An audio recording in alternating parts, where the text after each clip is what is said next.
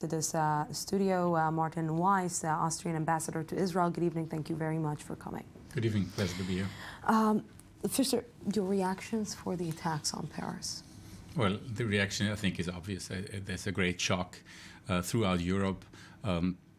This was not just a simple terrorist attack, of which we have seen many, but it was a coordinated attack, several attackers. They tried to enter the soccer stadium. Imagine what would have happened if they could have entered the stadium.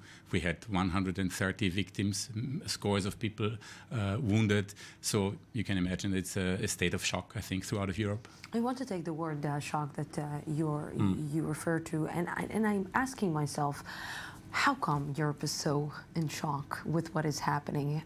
We've been seeing this in Lebanon. We've been seeing this in Syria. We saw it 1 week ago in the Sinai Peninsula. We saw this in Europe also just less than a year ago. How come Europe is in a shock status all the time when it happens?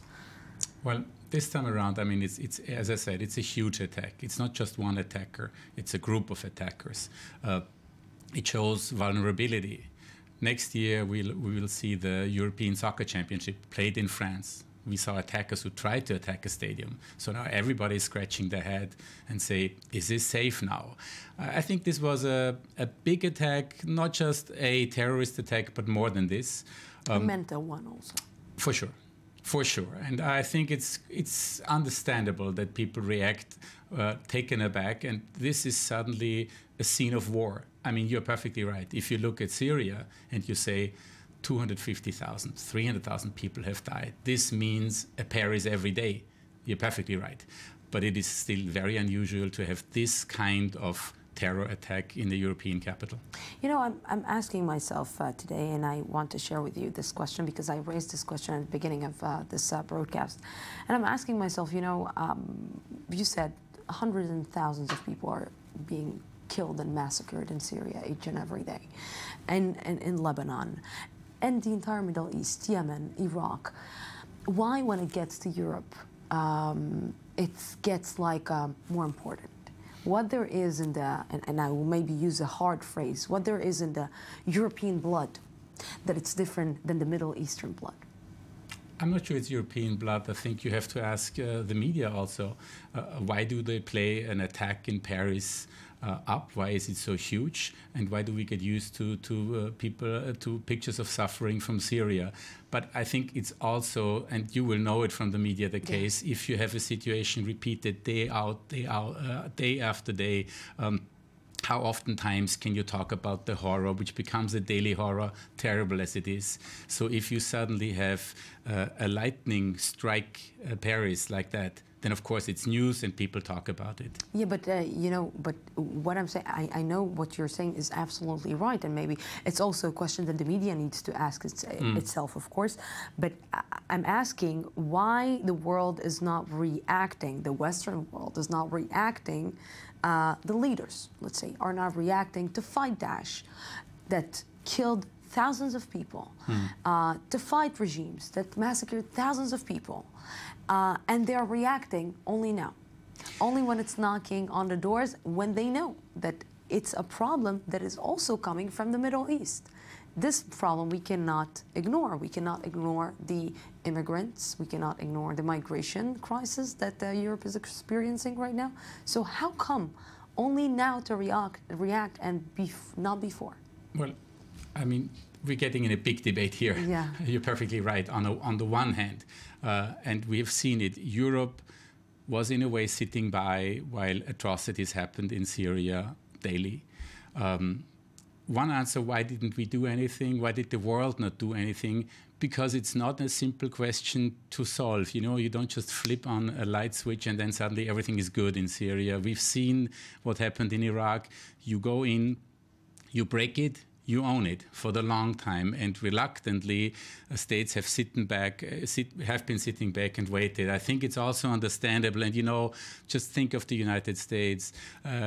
If we need them, we all cry, the Americans should do something. The moment they go in, we all say, the Americans, there they go again, they do something. So which way is it right? But you're right, and I fully agree, Europe has been sitting back. And now suddenly with this refugee crisis, thousands of refugees coming to Europe, Europe has started to become more active and say, well, why are they all coming? We have seen it over the years, but now suddenly it was knocking at our doors. You're perfectly right. It becomes more immediate. It becomes more immediate, and what the threat becomes the threat has a face. Sure. Because sure. What? Yes. Sure, it's absolutely true. The threat has a face. It becomes more immediate. It is suddenly at your doorstep. You know, for example, in Austria, a big shock this summer was when 72 people died in a car. They all suffocated, women, children, young people. And suddenly this happens at your doorstep. 72 people, you might say, well, listen, hundreds of thousands have died, and 70 make such a big difference. But yes, they make a big difference if they're suddenly at your front door and you cannot close your eyes anymore. What do you think about the reaction today coming from the United States saying that you cannot connect these two things? You cannot connect between the migration crisis and Daesh. Daesh is something else. We need to fight Daesh, but no boots on the ground. And the migration crisis is it's something totally else. I do not fully buy that. I understand why you want to say that. But for example, look at the Paris attack. From what we know now, probably one attacker, at least one of the attackers, has come through Greece, probably up the Balkan route, possibly through Austria, Germany, into France.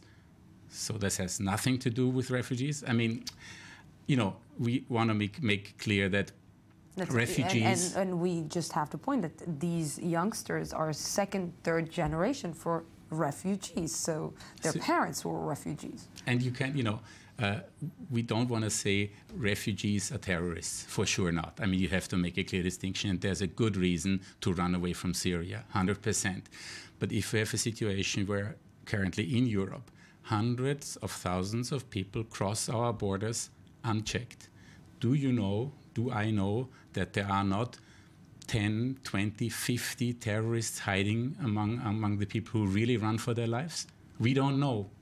And that is a situation that creates a lot of anxiety. And now suddenly this attack in Paris, what do you think European citizens will say? They say, wow, our governments are losing control. What is going on? That is a huge question. Do you think that Austria can contain this? Well, it's not for Austria to answer. I think it's for all of Europe to answer. But you will see we will come down with a lot of much more strict rules for this situation, for sure. Because we had a situation in Austria alone during the summer where daily 5,000 to 8,000 people were crossing our border unchecked, moving along. Imagine. If you want to travel to Austria, you have to ask for a visa. It takes you weeks to have a chance to travel to Austria. If you walk across the border, 8,000 walk across the border daily. You know, this doesn't fit together anymore. I want just to ask you one more question before we're finishing, and it's about the reaction that Israel had on what the foreign minister of Sweden said today, that it tried to maybe connected between the suffer of the Palestinians to the refugees to the attacks in Paris. What do you say about that? Because we already saw that the foreign minister already said that it didn't connect between the two. It just put the situation of violence on the same, maybe the same stage.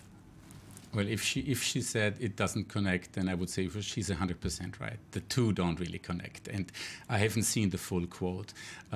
But really, those are 2 cups of tea. We've seen a terrorist attack. We know a number of the attackers were French-born. A number of them have been in Syria. So let's leave this story where the story is. We have a terrorist attack, and we have to fight back against that. Martin Weiss, thank you very much for coming to the studio. Thank you. Pleasure. Thank you.